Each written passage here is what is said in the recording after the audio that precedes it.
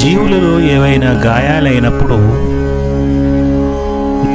గాయాలైన పక్కనున్న కణాలు కణ విభజన జరిపి ఆ గాయాలను మాన్పుతాయి.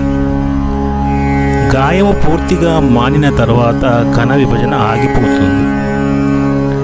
ఒక్కొక్కసారి ఈ కణ విభజన ఆగిపోకుండా జరుగుతూనే ఉంటుంది.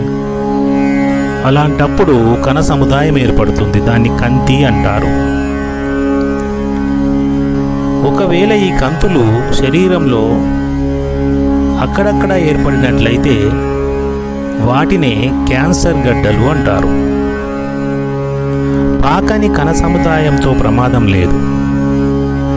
పాకే కణ సముదాయం వల్లనే ప్రమాదం ఏర్పడుతుంది. వాటినే క్యాన్సర్ గడ్డలు అంటారు. క్యాన్సర్ 3 రకాలుగా ఉంటుంది. క్యాన్సర్ నయం చేయడానికి కూడా 3 పద్ధతులు ఉన్నాయి. దేహ అవయవాలకు వచ్చే క్యాన్సర్ను కార్సినోమా అంటారు. కండరాలకు శోషరస గ్రంథులకు వచ్చే దానిని సార్కోమా అంటారు.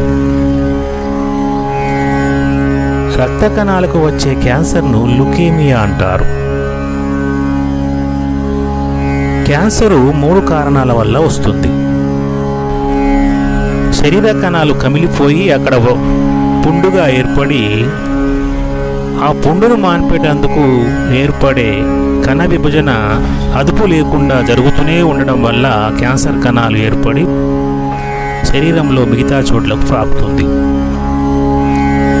రెండవది రసాయనిక పదార్థాలు తీసుకోవడం వల్ల శరీరం లోపల క్యాన్సర్ గడ్డలు ఏర్పడతాయి. మూడవది వైరస్ల వల్ల కూడా వస్తుంది. ఈ క్యాన్సర్ను 3 రకాలుగా నయం చేయవచ్చు. ఒకటి, వ్యాధి సోకిన భాగాన్ని తీసివేయడం వల్ల. వ్యాధి సోకిన భాగానికి ఎక్స్రే కిరణాలను పంపి అక్కడ ఉన్న ఆ వ్రణాన్ని అక్కడ ఉన్న కణ సముదాయ కణాలను చంపడం వల్ల నయం చేయవచ్చు.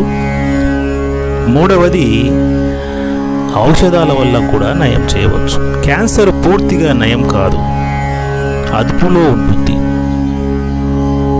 క్యాన్సర్ ఏ వయసులోనైనా రావచ్చు, ఏ భాగానికైనా రావచ్చు. కానీ ఇది అంటువ్యాధి కాదు, అనువంశికము కూడా కాదు. కణజన్యు పదార్థంలోని జరిగే కొన్ని మార్పుల వల్లనే ఈ క్యాన్సర్ వస్తుంది.